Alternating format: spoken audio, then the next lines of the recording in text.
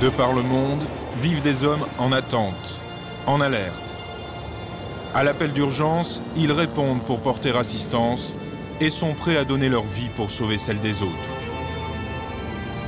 Nous avons suivi les Rangers, ces anges du McKinley en Alaska, confrontés à la violence imprévisible de la nature. Au cœur du McKinley, les pilotes de ces hautes montagnes jouent un rôle déterminant. Ils déposent les alpinistes au pied de leurs défis et se joignent aux Rangers dans les opérations de sauvetage.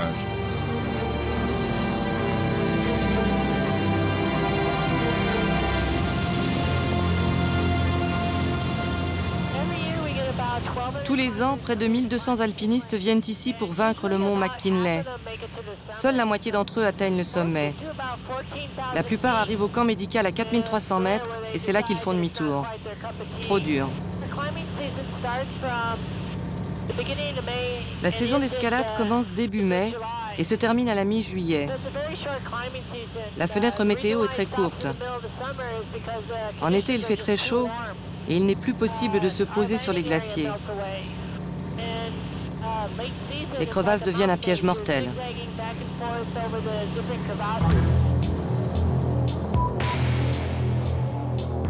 Situé tout près du cercle polaire, le McKinley est un des endroits les plus froids de la planète. Les températures peuvent descendre jusqu'à moins 50 degrés. Ce sommet, à plus de 6200 mètres, domine les montagnes d'Alaska. Haute altitude, crevasses, froid intense, météo imprévisible sont une menace constante pour les alpinistes qui tentent le sommet.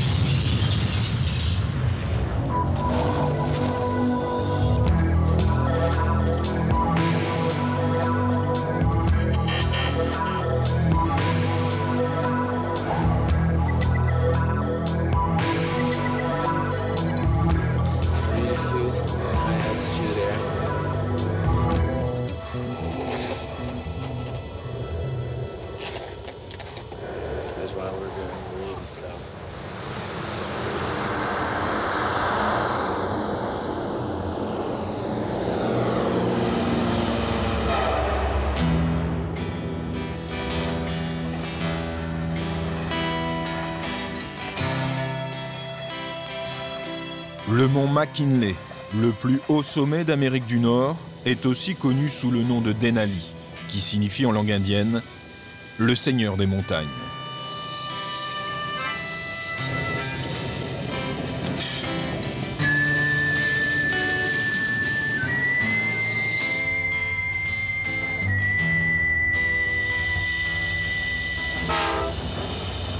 C'est à Talkeetna, dans la maison des Rangers, que commence l'aventure.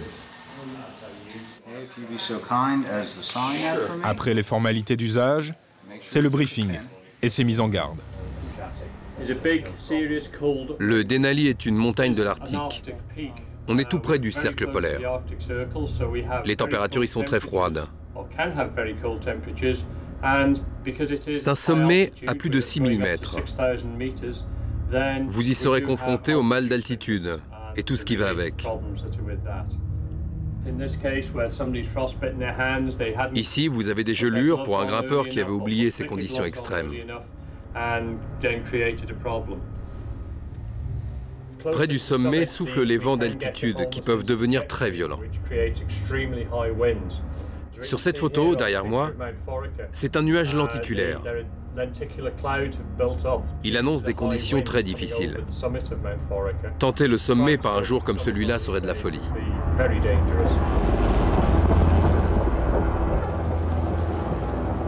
Cette montagne qui fascine les alpinistes peut devenir en plein été l'un des sommets les plus dangereux et les plus meurtriers au monde, avec ses vents violents et ses températures qui peuvent descendre jusqu'à moins 50 degrés. Pour cette cordée d'alpinistes, l'ascension du Denali sera la dernière. L'hélicoptère ne pourra ramener que des corps gelés qu'il a fallu dégager de la neige.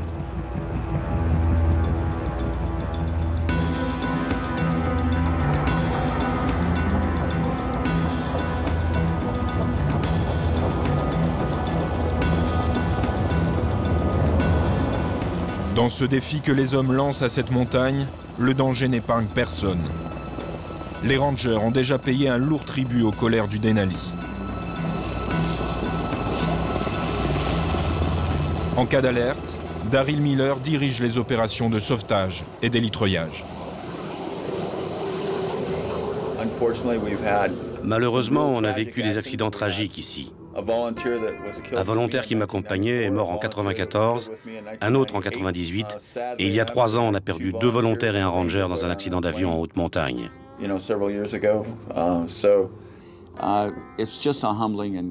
Quand on regarde ces montagnes, des moments forts nous reviennent en mémoire. Elles sont chargées d'histoire. Il y a eu 97 morts depuis 1932, et le pire pour moi reste la disparition de rangers et d'amis. On est triste pour toute personne qui disparaît, bien sûr, mais c'est plus dur quand ça vous touche directement. Ils sont 40 volontaires à venir chaque année. Ce sont tous des professionnels de l'alpinisme, en particulier des médecins, et ce sont des gens qui ont tous un autre travail. Mais ils prennent 1 mois de leur temps pour venir gratuitement sur cette montagne. Perdre une personne, c'est tragique, mais ça frappe très fort quand on les connaît.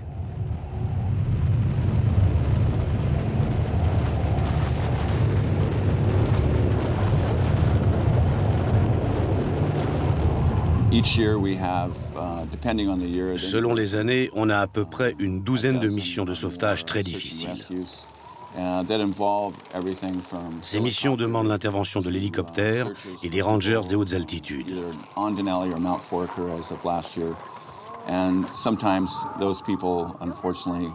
Parfois, malheureusement, ces alpinistes se mettent en danger. Au briefing, on leur explique très clairement qu'un sauvetage n'est pas garanti et que la sécurité de mes hommes est la première priorité quand je décide de lancer une mission.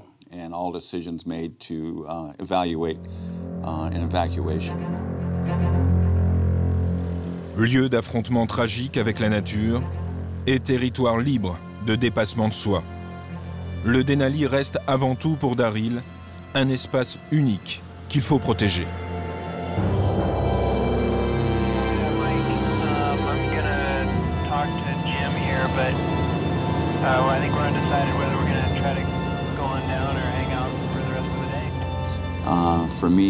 Pour moi, cet endroit est une vaste réserve sauvage. Et avant tout, c'est un parc national. C'est un lieu protégé qui appartient à tout le monde et qui doit rester sauvage. Il ne faut pas le dompter. Il a besoin d'être préservé. Pour nous, pour moi, notre mission, c'est d'être les gardiens de ces montagnes pour le peuple américain, mais aussi pour le monde entier.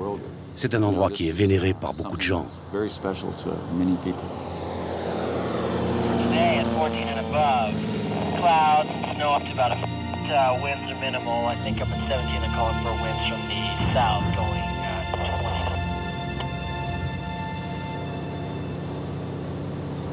20. Au village de Talkeetna, jour après jour, les alpinistes arrivent du monde entier.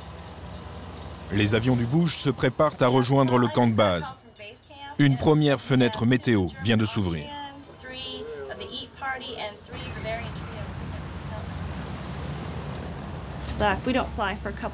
Si on ne vole pas pendant plusieurs jours, on peut se retrouver avec un peu plus d'une centaine d'alpinistes qui attendent dans le village. On peut en avoir 70 au camp de base qui veulent revenir. Ceux-là sont très pressés. L'année dernière, on a installé une grande cloche dans le village. Comme ça, lorsque la météo se dégage sur la montagne, on sonne la cloche et les alpinistes se dirigent vers l'aéroport.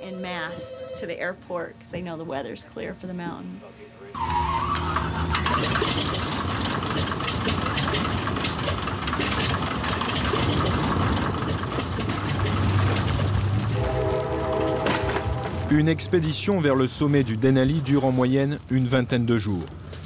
Chaque cordée doit être autonome, nourriture, équipement et fuel pour cuisiner. Tout est acheminé au camp de base par avion.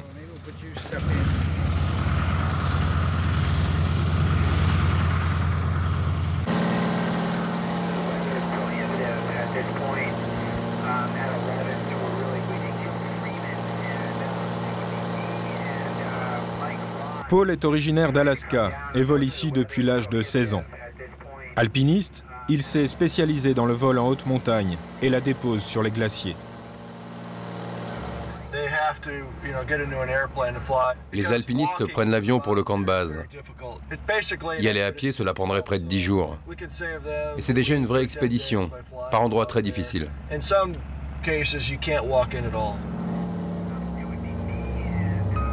Quand la météo est bonne, le vol dure 45 minutes.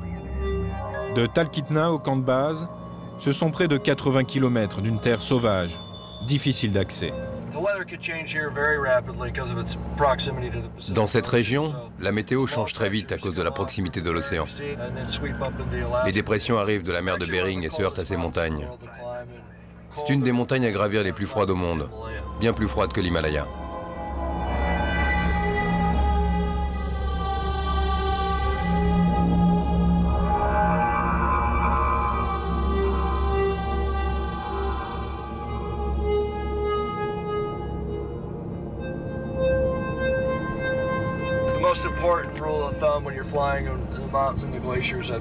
La chose la plus importante quand vous volez dans ces immenses vallées, c'est de garder en permanence une possibilité de retour. Il serait très dangereux de se laisser enfermer par les nuages.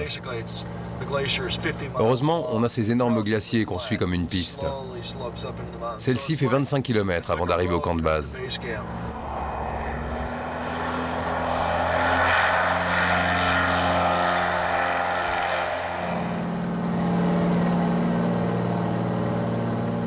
C'est sur le glacier de Kailtna que se trouve le camp de base à 2200 mètres.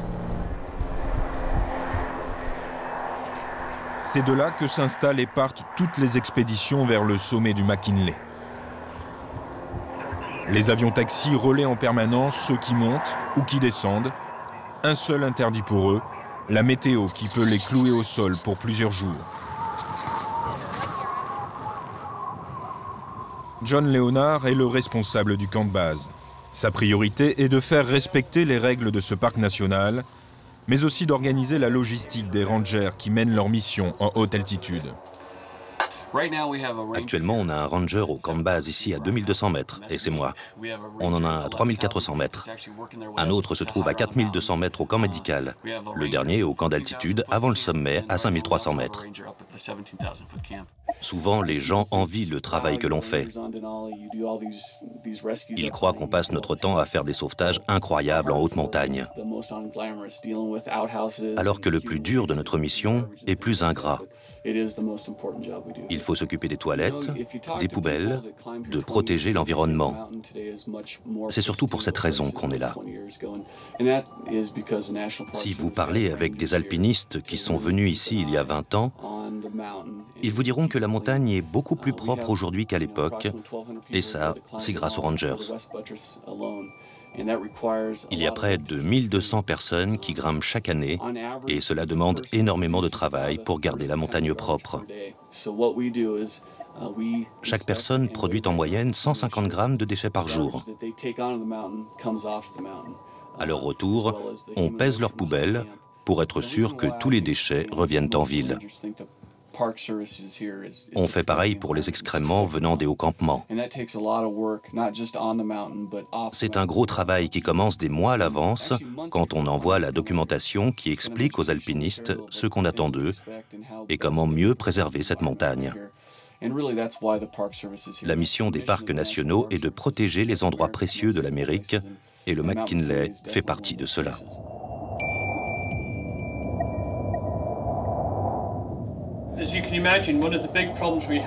Comme vous pouvez l'imaginer, le gros problème que posent 1200 personnes quasiment sur la même piste, c'est celui des excréments. Pour les parties basses de la montagne, on vous donne des sacs plastiques biodégradables qui serviront de toilettes et que vous jeterez dans les crevasses profondes. Une fois qu'on monte au-dessus du camp médical, il n'y a plus de crevasses. Donc on a inventé cette boîte qui servira de toilette. Pièce très importante, la mousse pour le confort. On a eu énormément de succès avec cette boîte depuis de nombreuses années.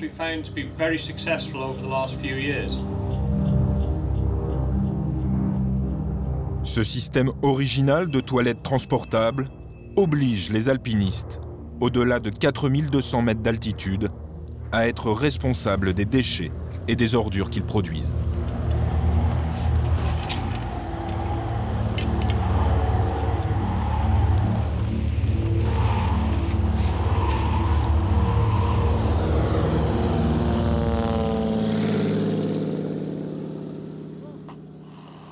Au camp de base, Mike Chen et 3 volontaires se préparent à partir pour leur expédition d'1 mois vers le sommet. On commence aujourd'hui notre patrouille. Je pars avec 3 volontaires, dont un médecin, pendant 3 semaines.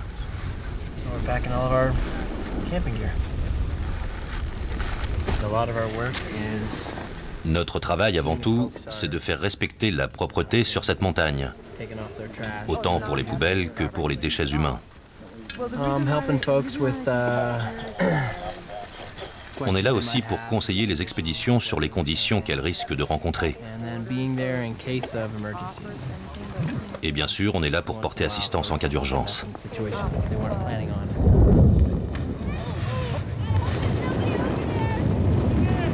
Jesus Christ.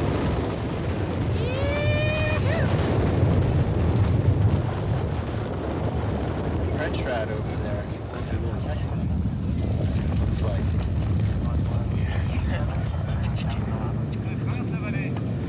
Serious avalanche, huh? Yeah, that was most likely. C'est une chute de sérac. If you look here Ça vient de la face nord du mont Hunter. at this north face of Hunter, you can see all this hanging ice. Regardez l'énorme quantité de glace qui est accrochée aux parois des montagnes It's de really cette hard to région. tell when that stuff's gonna go. It's just On ne peut jamais savoir quand ça va tomber. related to temperatures. Ce n'est pas la température ou le poids de la neige qui est déclencheur comme pour une avalanche. You can predict On sait où ça peut where se they passer might en levant happen les just yeux. by looking up and seeing these hanging chunks of Mais ice. quand il faut passer par là, And if you need to faites-le go through vite that way, just et do ne it vous arrêtez fast. pas pour manger ou Don't pour stop and dormir. eat lunch or camp there. Les rangers. Voilà des hommes qui ont choisi de vivre et de travailler ici. Et ils le font par amour de la montagne. Ils sont les gardiens du Denali. Mais s'occuper de ce lieu magique implique aussi de s'occuper de ceux qui veulent s'y aventurer.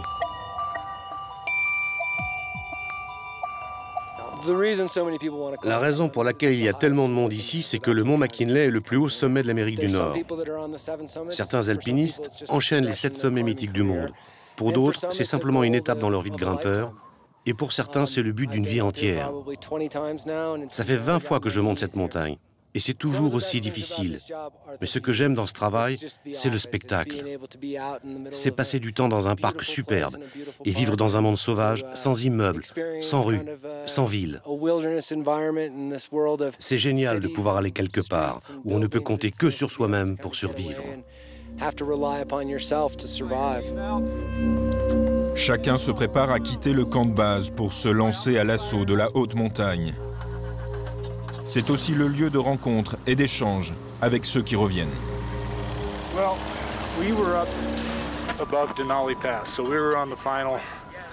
On a fait demi-tour tout près du sommet, bien après le dernier camp.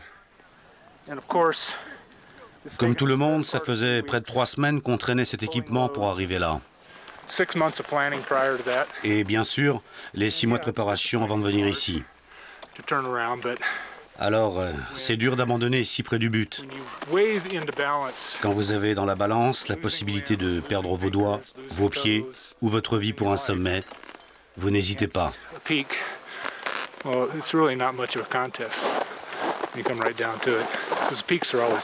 La montagne sera toujours là et on peut toujours revenir. Pour cela, il faut être vivant. Si vous êtes mort, la partie est finie. Ça fait 25 ans que je joue à ce jeu.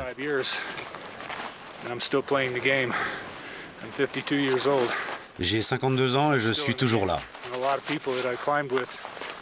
Beaucoup de mes amis ont quitté la partie et se sont éparpillés un peu partout sur des sommets. Pour John, the game is over, la partie est finie. Il reprend l'avion pour Talkeetna.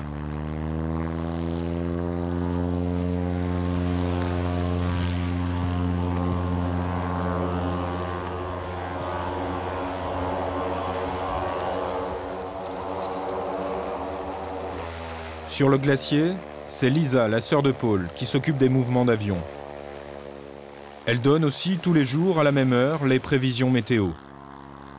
Pour les jours qui viennent, le mauvais temps est attendu.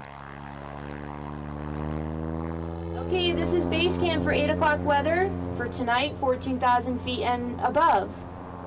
Partly cloudy. The low at 17,000 of minus 30. Winds southeast 20 miles per hour. And that's the weather. Base camp standing by. I'm the base camp manager. Je suis responsable du camp de base et je travaille pour les compagnies de taxis aériens. Tous les matins, en me levant, j'observe la météo et j'appelle les pilotes pour leur faire savoir s'ils peuvent atterrir ou pas. Vous savez, c'est une grande montagne et on a ici une météo très difficile. La tempête se lève vite et les alpinistes peuvent rencontrer des températures de moins 45 degrés, avec des vents extrêmement violents. C'est vraiment dangereux quand le mauvais temps vous surprend. Pas de visibilité. Ils peuvent rencontrer des problèmes graves. Heureusement, à 4500 mètres, il y a le camp médical avec les Rangers. Sans eux, il y aurait beaucoup plus de morts.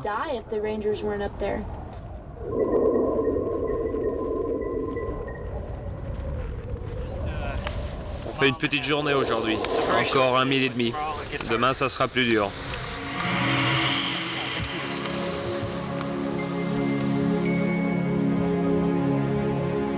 L'aventure du sommet du Denali ne peut être tentée qu'en mai, en juin et en juillet. La longue marche commence. Elle peut durer plus de 21 jours.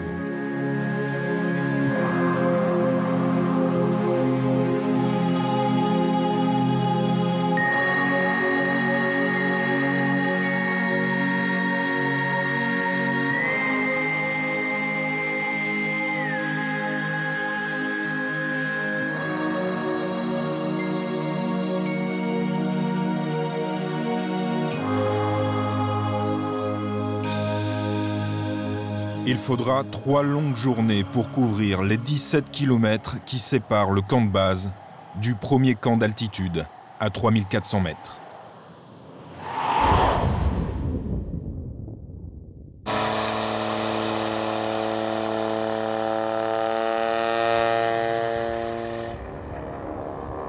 Le mauvais temps s'installe. Les avions quittent le camp de base pour éviter d'être pris au piège de la tempête. Les alpinistes sont désormais seuls avec leurs rêves.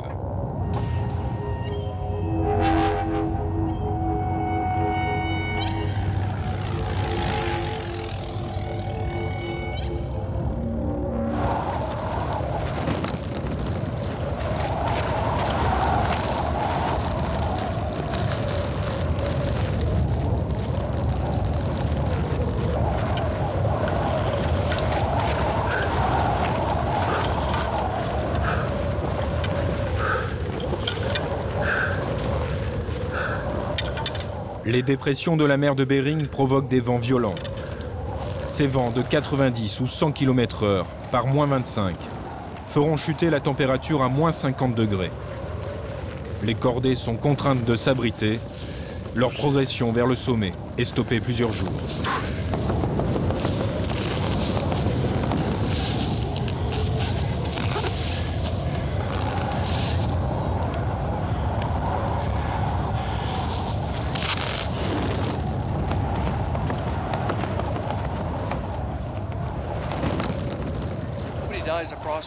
Ici, le froid est terrible.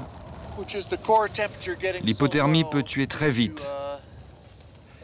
Quand le corps commence à se refroidir, pour se protéger, il va couper la circulation des mains et des pieds.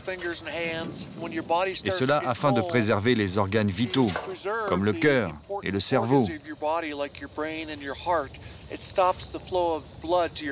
Rapidement, vous ne pouvez plus faire face aux gestes quotidiens, comme réchauffer de l'eau ou monter la tente. Là, c'est mal parti. Il y a quelques années, des volontaires avec des rangers ont quitté le camp médical pour grimper une paroi. quand tout à coup un vent glacial s'est levé. Ils n'ont jamais réussi à redescendre par les cordes fixes. On a retrouvé leurs corps gelés, accrochés à leur sécurité. Tous morts d'hypothermie.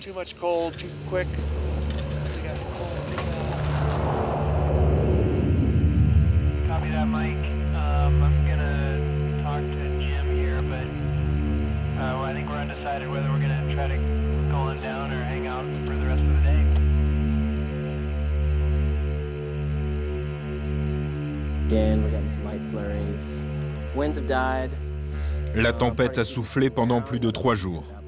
Le ranger Mike Chen et ses volontaires, dont le médecin Scott, ont été forcés d'arrêter leur progression. On pourrait rester ici encore 2 ou 3 jours. On a assez de nourriture et de combustible.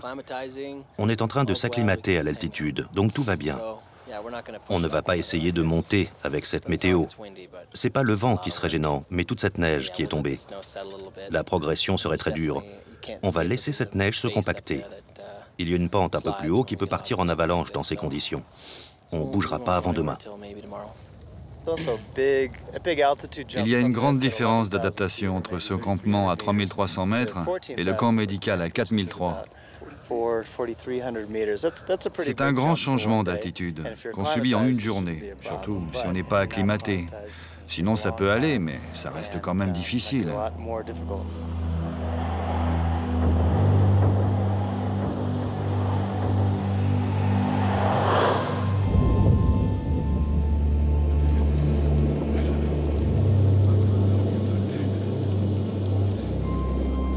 Après plusieurs jours de mauvais temps, la route vers le sommet est enfin ouverte.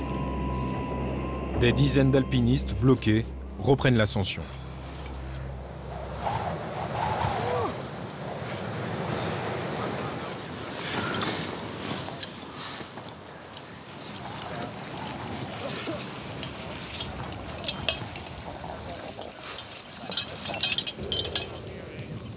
Le camp où tous se sont regroupés au moment de la tempête s'éloigne.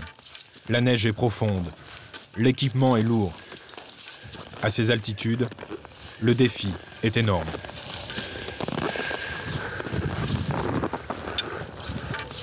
Le McKinley fait partie des 7 sommets mythiques à gravir.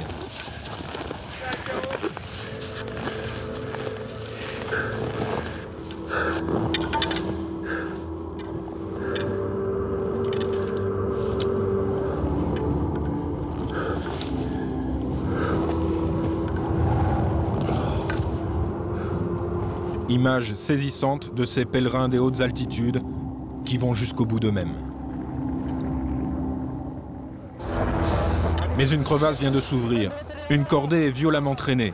À cet instant, chacun fait ce qu'il peut pour ralentir la chute. Piolets, crampons, griffent la neige.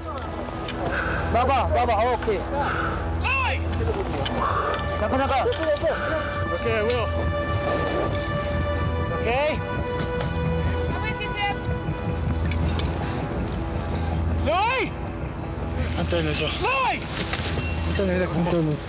La ligne des pèlerins est brisée. Les cordées les plus proches s'organisent. 15 ou 20 mètres plus bas, dans le noir de la crevasse, des voies remontent. 3 hommes sont au fond. À tout moment, les ponts de neige peuvent céder et les ensevelir.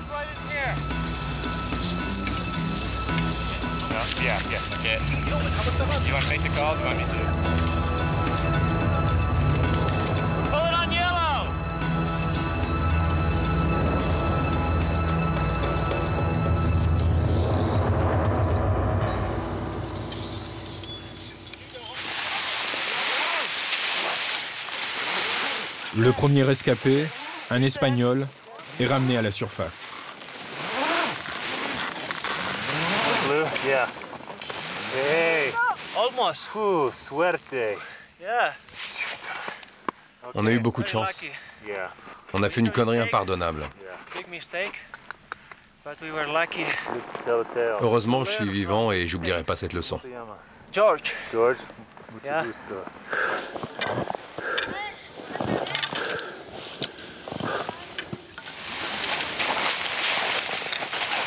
Slowly, slowly.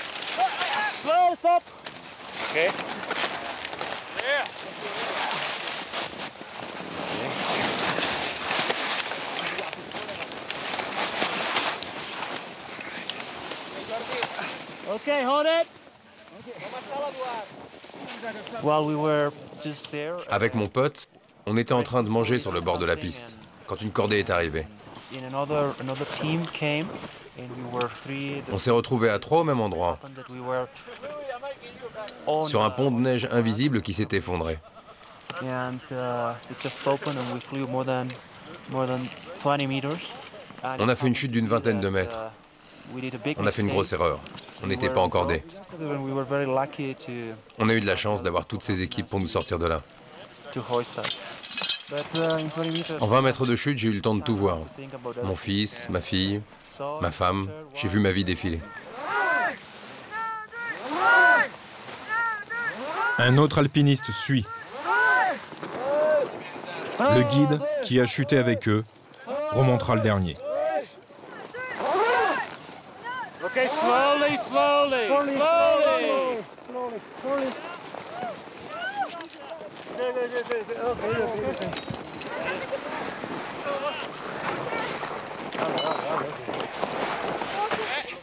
Set. Okay. How you doing? My guys just get Drug? Yeah. Ça va? They sailed. They got Mes gars ont dû être violemment traînés. you guys were actually on top of me as I was falling. Dans la chute, j'avais les 2 Espagnols sur les bras. On the rope. On était 3 sur la corde. No wonder they were sailing then. Ah, je comprends pourquoi ils sont vivants. Tu t'es arrêté là? Non, on est tombé plus loin au fond. Down that way. And this shit J'ai eu peur que tout s'écroule. It all looks like it's gonna come in. Yeah. Okay, guys.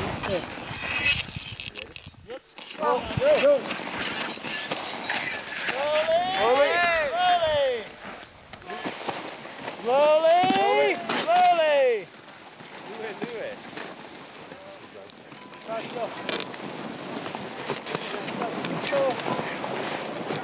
Okay.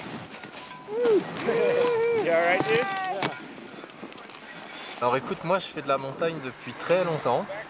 J'ai plus d'une vingtaine d'années et c'est la première fois que je suis sur une cordée qui va au fond d'une crevasse. Mais je crois que la situation est un petit peu différente ici, dans le sens où en Alaska il y a quand même des crevasses un peu partout, elles sont très grosses et comme il est tombé pas mal de neige, les ponts de neige sont assez fragiles.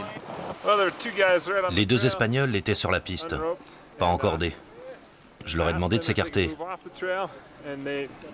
Ils comprenaient mal l'anglais. J'ai fait un pas sur le côté et tout s'est effondré. Mes gars se sont fait traîner parce qu'on était 3 sur la corde. Je crois que là, sans la corde, c'était fini. Celui qui est au fond, terminé, je crois.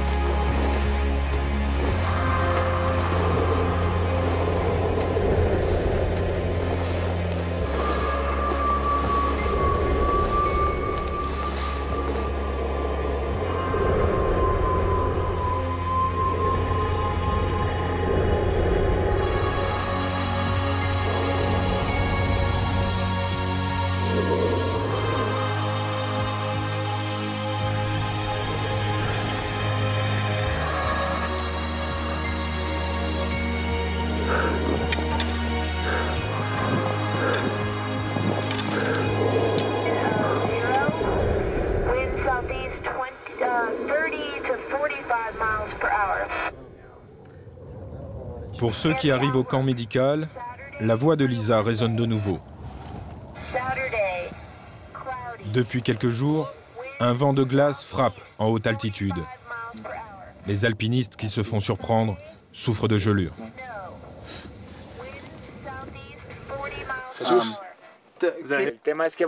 La température a chuté très rapidement. Il faisait moins 40 à ce moment-là. Mais avec ce vent très violent, Là, le froid, ça pardonne pas. On va essayer de trouver une solution pour te descendre. Mais il y a la météo, ta sécurité et celle de ton équipe. Et bien évidemment, le risque de faire venir un hélicoptère jusqu'ici. Il faut réfléchir à la meilleure solution.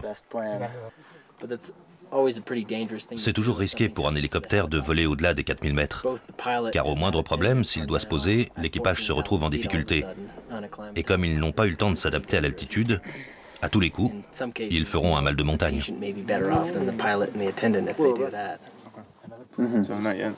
En attendant de le faire évacuer, Scott décide de traiter les mains de l'alpiniste. À ce moment, ce dernier sait qu'il peut perdre ses doigts.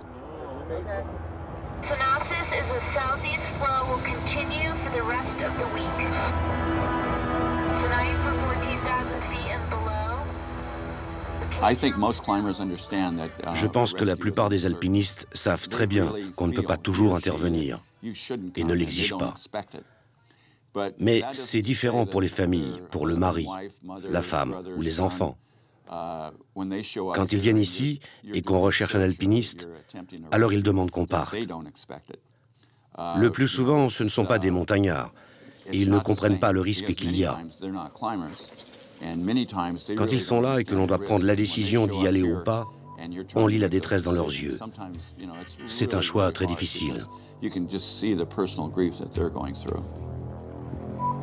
Depuis 1991, date de mon arrivée comme ranger dans cette station de Talkeetna, il y a eu à peu près 50 morts, autant dans des accidents de montagne que dans des accidents d'avion. L'alpinisme est un sport qui ne pardonne pas, tout comme voler au milieu de ces montagnes. C'est extraordinaire, mais ne faites aucune erreur.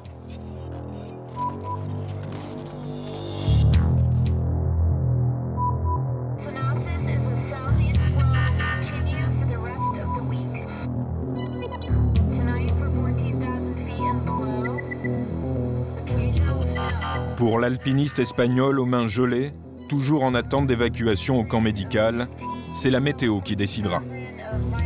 Et justement ce matin, Scott, le médecin du camp 4002, a une bonne nouvelle. L'hélicoptère vient chercher notre alpiniste avec les doigts gelés. Il en profitera pour nous ravitailler et essaiera de déposer du matériel au camp d'altitude.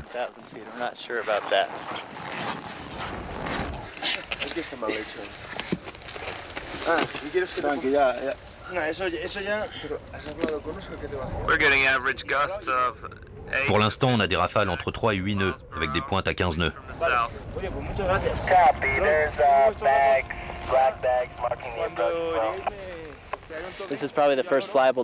Depuis une semaine, c'est la première journée où la météo permet à l'hélicoptère de voler. C'est vraiment des vols d'urgence. Il déposera quelques vivres en même temps. Mais on ne ferait jamais monter un hélicoptère pour ça. Un vol à cette altitude n'est jamais une décision qu'on prend à la légère.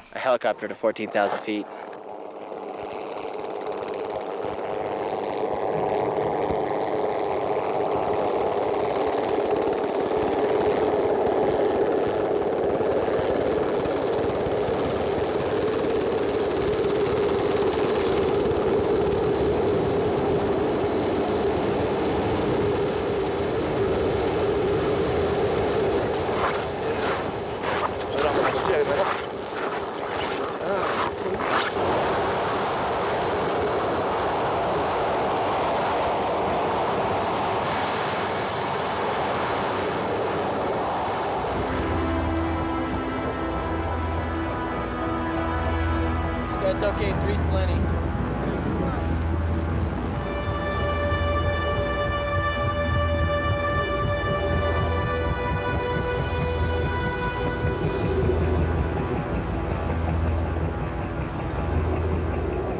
Depuis plus de 10 ans, c'est le même pilote, Jim Hood, qui est en alerte à Talkeetna. Il intervient en haute altitude sur tous les sauvetages.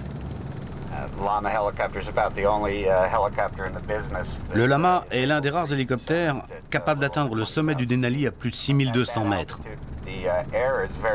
À cette altitude, l'air est peu porteur et le rotor ne trouve pas ses appuis. Le vol en hélicoptère, dans ces conditions, c'est comme si on était en équilibre sur un fil. Si jamais on connaissait un problème et que je sois obligé de me poser, je ne pourrais pas survivre au choc d'altitude. Un problème anodin à 2000 mètres devient catastrophique à 6000 mètres et mortel pour l'équipage.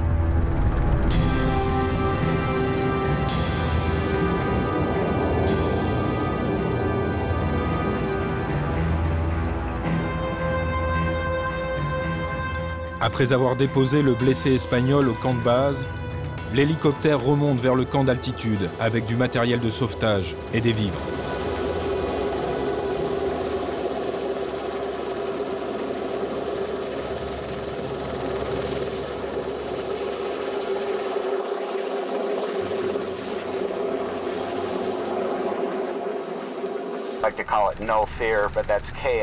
J'aimerais vous dire que je n'ai jamais eu peur, mais je mentirais.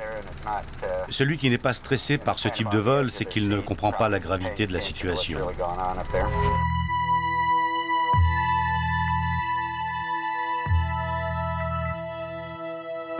La montagne est brutale dans ses excès. Ce jour-là, 9 personnes viennent de tomber dans une crevasse. Autour d'elles, les équipes de sauvetage s'organisent.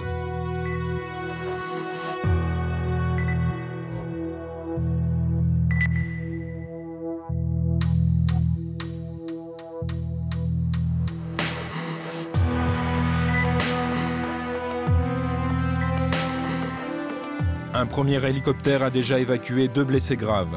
3 personnes sont mortes dans la chute. Les sauveteurs font alors appel à un appareil militaire pour évacuer les derniers rescapés.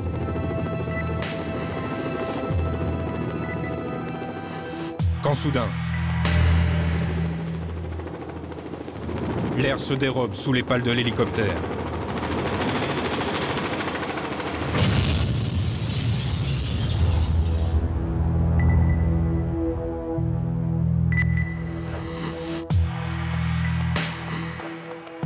Miracle pour l'équipage.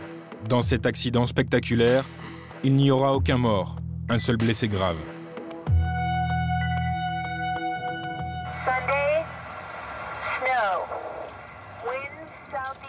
Retour au camp médical. À cette altitude, le manque d'oxygène ne pardonne pas. Les rangers le savent. Ils réagissent au premier signe. L'alpiniste allongé simule un œdème pulmonaire à 4500 mètres. Scott, le médecin, explique aux grimpeurs, bloqués par la tempête, les dangers de la haute montagne. L'œdème pulmonaire est dû au manque d'oxygène en haute altitude. Les vaisseaux sanguins se déchirent et peuvent remplir les poumons de sang. C'est un problème sérieux qu'on rencontre souvent ici. C'est une des premières causes de mortalité en haute montagne. Le traitement, c'est tout simplement de l'oxygène et la descente.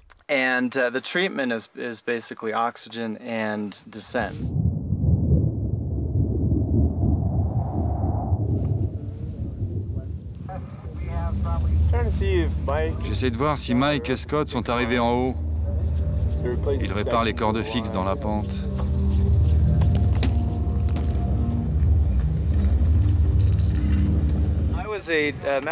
J'étais guide de montagne avant de faire médecine. Les médecins volontaires qui accompagnent comme moi les rangers sont tous des alpinistes. Ici, il faut beaucoup d'expérience de sauvetage en haute montagne. Mike et Scott sécurisent un passage difficile. Une semaine plus tôt, 2 frères ont trouvé la mort en redescendant du sommet. Ils n'étaient pas encordés. Tout au long de la saison, des volontaires comme Scott participent à ces missions aux côtés des rangers.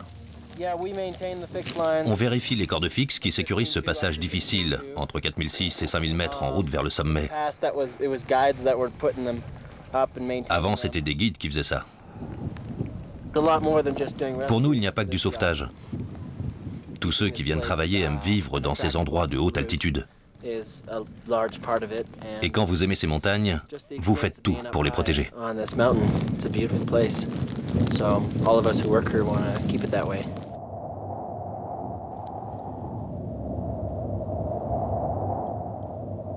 Depuis la première ascension du Denali en 1913, une centaine d'hommes, alpinistes et sauveteurs, ont laissé leur vie dans ces montagnes.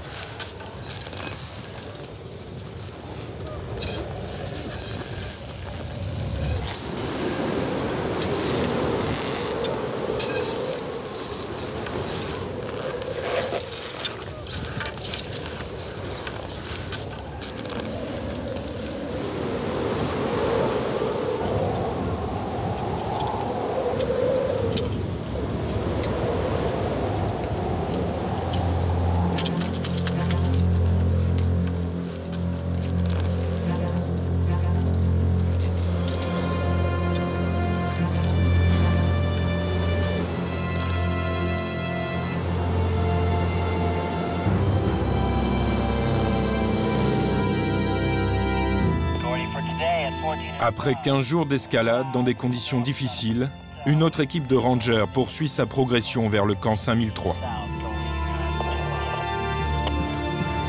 Et même pour Gordy Quito, l'un de ses anges gardiens les plus expérimentés, cela n'a rien d'une partie de plaisir. Vous savez, le haut campement à 5300 mètres n'est pas un lieu facile. On est toujours à court de souffle, on a mal à la tête pendant plusieurs jours. Les 2 premiers étaient crevés, les 2 qui suivent, ça va à peu près, et ensuite le corps commence à souffrir de l'altitude. En manque d'oxygène pour les fonctions vitales et pour retrouver ses forces, il faut énormément d'énergie juste pour survivre à cette altitude. La plupart des sauvetages qu'on fait dans ce campement sont liés aux gelures et au mal d'altitude, en particulier les œdèmes pulmonaires ou ceux du cerveau. Dans ces cas-là, il faut les descendre le plus vite possible.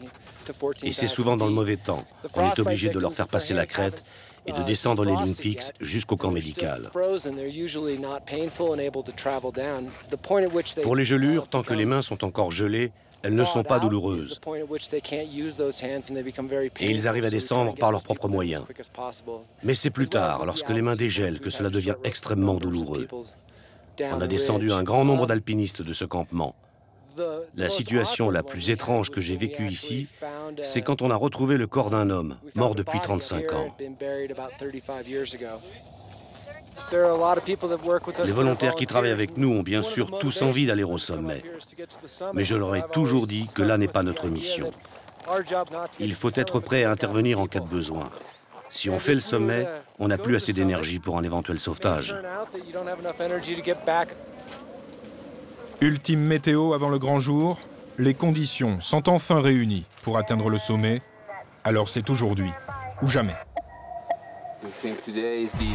On est resté bloqué à cause du mauvais temps. Aujourd'hui, c'est le grand jour. C'est enfin le sommet.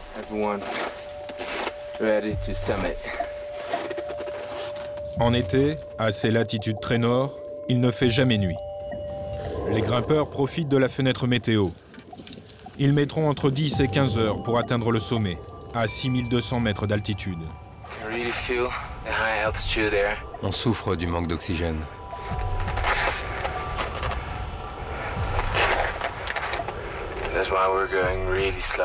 C'est pour ça qu'on va si lentement.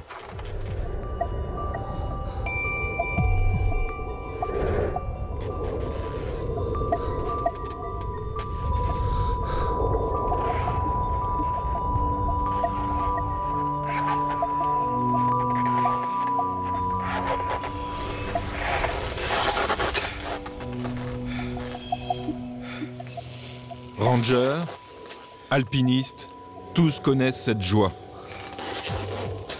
Ce pari sur soi-même qui se remporte pas à pas. Ce cheminement entre ciel et terre où l'homme se mesure à la démesure.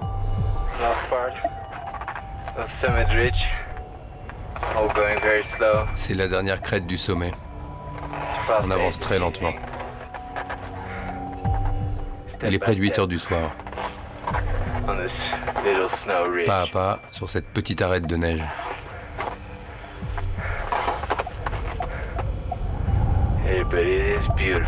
Mais que c'est beau.